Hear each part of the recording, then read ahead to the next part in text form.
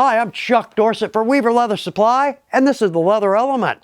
If you've got a good question for us or a good idea for a Leather Element, drop it in the comment box below. Also, if you want to know when our videos release, just click your notifications. You'll know exactly when these come out. So how about some tricks and tips for our shop? In fact, 4 of these I've had to rely on just in the last week. And the 5th, well, it's just something we need to look out for. But let's start with one. It's a little tough to freehand, but we've got an easy answer.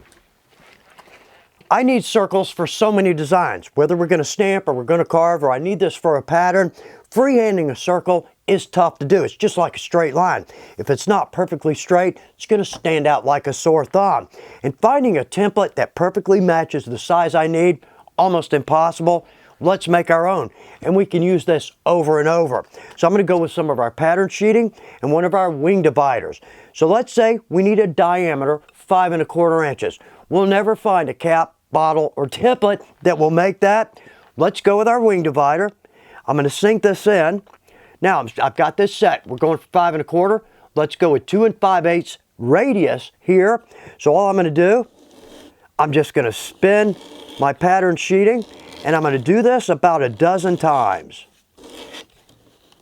And there we are. If this doesn't separate completely, we can always come back in with our knife. But there we go. We've got a perfect 5 1/4 inch circle. So I'm going to drop in 5 1/4 inch. Now I have a pattern. I can use it anywhere I need it and just about in any size. But also one cool point, we don't have to fight to find our center mark. It's right there. So we can lay this in on our leather. Simply scribe that. We've got a perfect circle. We don't have to worry about a center mark on our leather.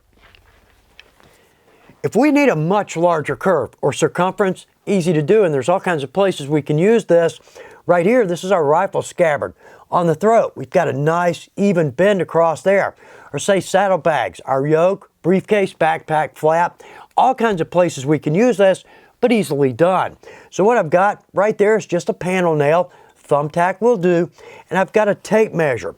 So right here, this is my pattern, whether this is going to be a flap or a yoke. And what I'm going to do is square my center line. There we go, right on my pattern with my nail. Now, in my tape measure, I've got some holes. I don't know if we can see this, but I've got small holes punched in our tape measure. So all I have to do, let's say I want a 22-inch circumference. There it is. How about a 28? And there we are. How easy is that?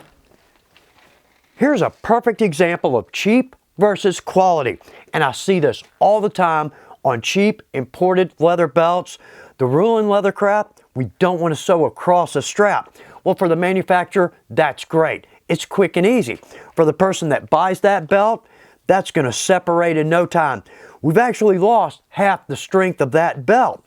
So if we want to drop in a buckle, and that is absolutely a quality step, let's sew lengthwise. And if we want to add a keeper, let's just leave an open spot there. We can secure our buckle, drop in our keeper, and then secure that.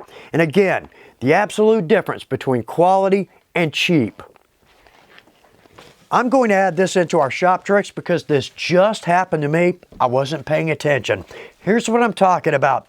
I love spots. Love to add these to projects. But when we think about ordering or adding these to a project, we're thinking about the cap size. Well, absolutely. But what we're probably not thinking about, and I didn't, was the length of the tine. At Weaver, we've got tine lengths from 3/16 up to 3/8 of an inch long. That's a long tine. Here's where that's a problem. So I've got a piece of veg here, 10 to 11 ounce, 3/8 inch tines on this spot. Well, that's perfect. Those are going to fold in. When we tap it down, they're actually going to sink in a little bit. No issue. When we put that on a 4 to 5 ounce, notice how much tine I have there. When we lay those over, the tines are actually longer than the cap width. So the first tine, it's not going to bend completely over. That's a problem. Now, it's not the end of the world if we do that, because a simple pair of wire cutters, we can just clip the ends of those tines off and they'll fold down nicely.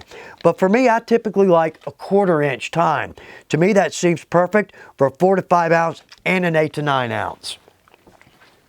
This is not a top shelf trick or tip, but it helps me all the time. When we're going to add a concho to a belt or a strap, larger panel not an issue. But right here, if this is a little high or a little low, again, going to stand out like a sore thumb. Now right here, I've got my mark. I've measured this, and yet still to me, it looks a little high. Let's do this. Let's take our concho.